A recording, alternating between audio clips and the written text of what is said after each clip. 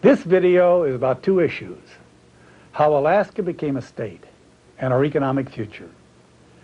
I'm a part of a generation that won statehood, and we achieved a great victory. But over the past 30 years, the federal government has stripped away the very rights we fought for and won.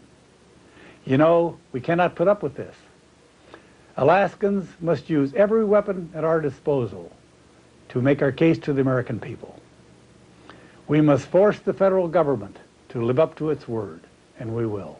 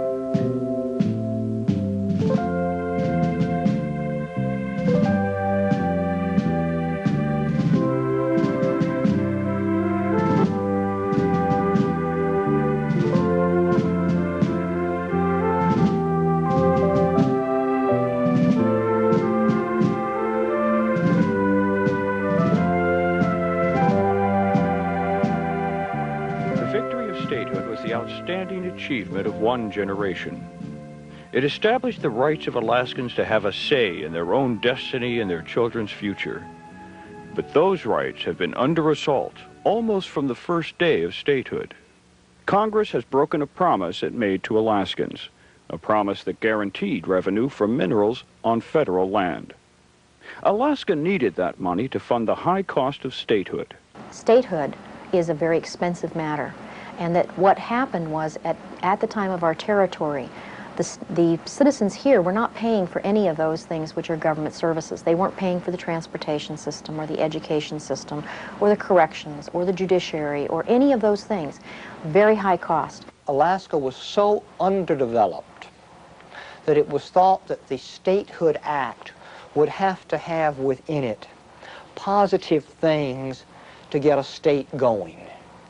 There was no sense that if Alaska simply had statehood, it could run itself. There were a lot of worries that Alaska might go belly up financially. Congress recognized Alaska's inability to pay for state government through taxes alone. In the Statehood Compact, Congress promised Alaska revenue from mineral development on federal land. Alaskans voted for statehood, believing that money would be there to help them carry the financial burden. But in the past 35 years, the federal government has withdrawn most of its land in Alaska, restricting oil and gas development on millions of acres. The withdrawals together equal the size of Texas. In the last 20 years, they've withdrawn a lot of land. And I don't disagree that they have the right for that taking. But if they took that from the central United States, they'd have to pay for it. And when they take it from us, they have to pay for it. And so that's why I filed the suit. It's part of our economic base. First, I just want to announce, as you already know, that we filed a landmark lawsuit yesterday evening. In 1993, the state filed a lawsuit against the federal government for violation of the Statehood Compact. The suit seeks $29 billion in lost revenue. But unless the people themselves understand what the suits are about, they won't be won. Unless they realize that for every federal department presently, they are looking to Alaska to aggrandize themselves with more land, more power, more rules and regulations, so that the people of Alaska find themselves cut short. To better understand the lawsuit, you must understand the history of statehood and why Congress made the promises it made.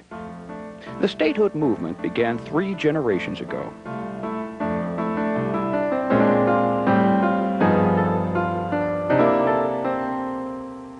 In the 1930s, Alaska was a half-forgotten territory. Statehood seemed a remote dream, and the sourdoughs who stayed after the gold played out had little interest in politics. People who lived here for a long time, they liked the freedom. It was, it was not, people didn't live high off the hog except those who were in control of resource extraction, and they lived very well indeed. But the Alaskans who made, those who made their home on a year-round basis, they eked out a living pretty much, but they liked it. We interrupt this program to bring you a special news bulletin. The Japanese have attacked Pearl Harbor, Hawaii by air, President Roosevelt has just announced. But freedom was being threatened across the globe as Japan and Germany armed themselves for a new world war. When the Japanese bombed Pearl Harbor and occupied the Aleutian Islands of Attu and Kiska, Washington took a new interest in Alaska. Japan invades the Aleutian Islands. The rising sun flies on American soil. Thousands of soldiers and construction workers flooded into the territory. When the war ended, many of the soldiers and workers stayed in Alaska. These new Alaskans had new ideas about government. Whereas we were full-fledged citizens in the states where we came from, and we had fought a war for democracy, here in Alaska, we were disenfranchised. We didn't have a vote, we didn't have voting representation in the U.S. Senate, and Alaska was controlled by the federal government. It took an appropriation of Congress to get a new typewriter for me in the governor's office. Everything that we did had to be approved by Congress. In fact, most of the legislation that was established during the territorial days was that we did by memorial, not by bill. We memorialized Congress, and we forever prayed that they would do things for us. And the Statehood Compact and the Statehood movement was to turn that around.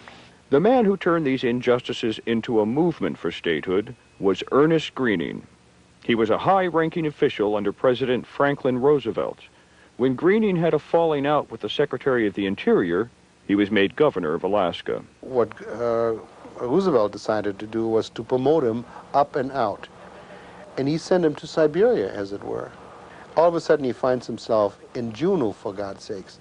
Now Juneau is not the Paris of the North even today, but he comes here in 1939, he was appalled. This is my home, but he decided to make something of Alaska.